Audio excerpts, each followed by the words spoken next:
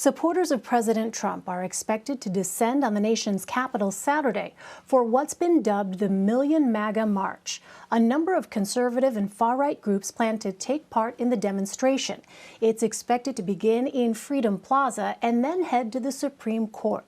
White House Press Secretary Kayleigh McEnany said today she expects the turnout to be, quote, quite large. Other pro-Trump rallies are set to take place simultaneously in cities across the U.S. We should note left-wing groups have also applied for permits in Washington, D.C. this weekend, raising questions about the possibility of clashes. Let's bring in CBS News correspondent Lilia Luciano. She's been doing extensive reporting on the Proud Boys, one of the far-right groups expected to attend the Million MAGA March in D.C. Welcome, Lilia. So how many people are expected to show up for this march? Who are they and what are they hoping to achieve?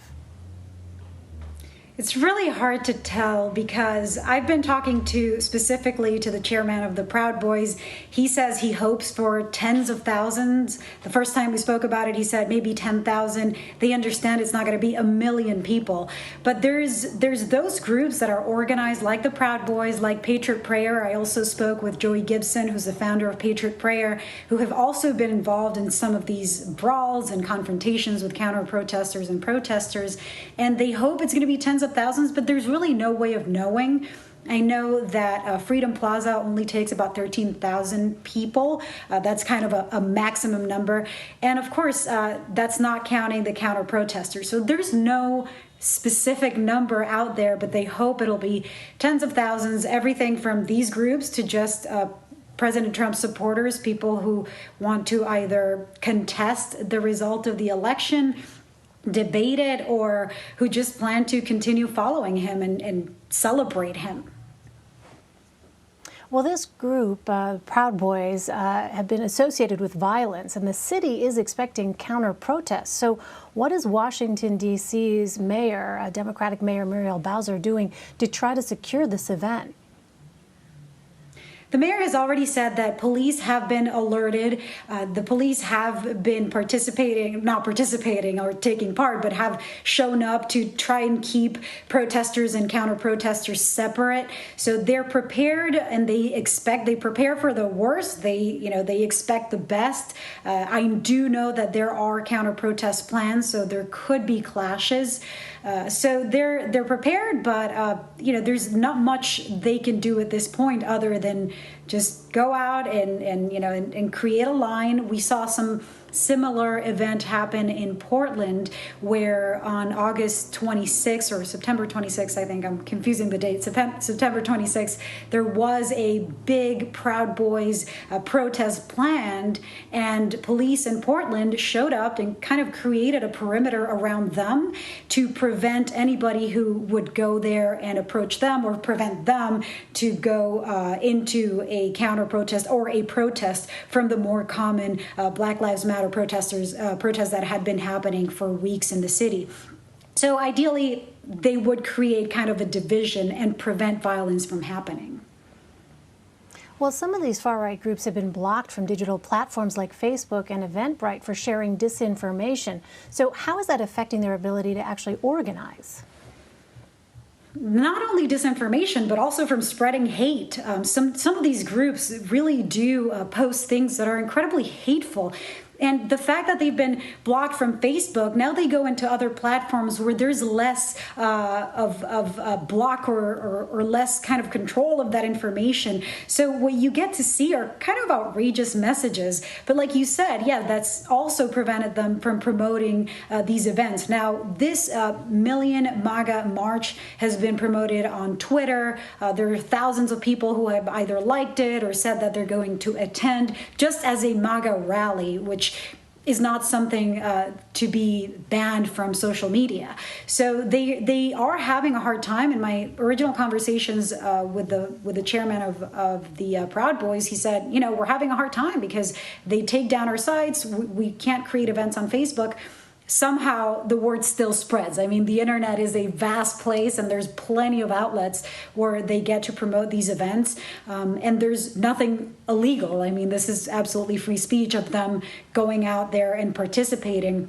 the hopes are that it won't be violent. What they also say is, look, when we've been going out and protesting throughout this week or throughout the past few weeks, even if they don't even initiate the event, because they say that they don't host their own events, that they're not burning down cities, not that the protests that followed the death of George Floyd or the protests that have been done in support of Black Lives Matter across the country are burning down cities. I personally consider that an exaggeration, having been in Portland covering these protests. But what they're trying to say is we are not breaking property, we're not initiating or instigating violence, even though there have been plenty of examples of times where either Proud Boys or the Three Percenters or other militia-like groups do show up, and there have been these clashes. But it's, they kind of phrase it in a way where it's like, the chicken or the egg, like who started it is hard to tell. Yeah, so Lilia, let's go ahead and play some of this interview that you did with the chairman of the Proud Boys, because you asked about potential violence at the rallies this weekend. Let's go ahead and take a listen to that. I saw a post that said, "Victory or death, we will not relent." Mm-hmm. There is concern that things are going to turn violent. Well, they also said that Trump supporters were going to go out on the streets and start a civil war if Joe Biden. And if we're judging it by like the media standpoint, he won. There's 70 million pissed off Americans, and not one building has been burnt down. I think if the president would have won that night, I think there would have been chaos. I think if the president overturns this, if he manages to pull off these legal arguments and he turns this, I think that there's going to be chaos in the streets. There have been violent incidents when people descend on protests and counter protests. And when people descend on Trump supporters, yes, we do fight back. We're not afraid to fight back. Matter of fact, now when talking about the Proud Boys themselves, we're known for fighting back. I'm not going to hide that. I'm not going to apologize for it. If somebody comes and starts something or starts a physical altercation, we will finish it. All right, so Lilia, as someone who has studied this group, what are your thoughts on what we just heard? What do you make of that? I think the Proud Boys are going through a kind of public transformation of sorts. If you see the posts that they have online, a lot of them are pretty discriminatory and hateful, but they've made it a point, especially after that first presidential debate where they were grouped or they were described as white supremacists. They've kind of made an effort to go out there and say, we are not white supremacists. This guy, Enrique Tarrio, the chairman of the Proud Boys, is Afro-Cuban. And he says, look, we are actually in our description, we are anti-racist. We are, not male chauvinists. We just call ourselves chauvinists because we're nationalistic. So they're kind of undergoing this transformation, but their founder, Gavin McInnes, is somebody who he still posts things that are pretty radical. And what Enrique told me in this interview was, look, we are semi-violent. He at least 100% supports Kyle Rittenhouse. He says if people are out there protecting either personal or private property or protecting other people or protecting themselves, yes, if somebody else starts something, we 100% will fight back. And so he's like semi-violent. I mean, if somebody starts something, but what does it take for somebody to start something? And oftentimes what we're seeing is what they call Antifa. Yes, I mean, I've seen it in Portland, that there are people who throw Molotov cocktails, or there are people who are destroying property or burning up a mattress, and sometimes even lighting up fires in businesses and this kind of thing.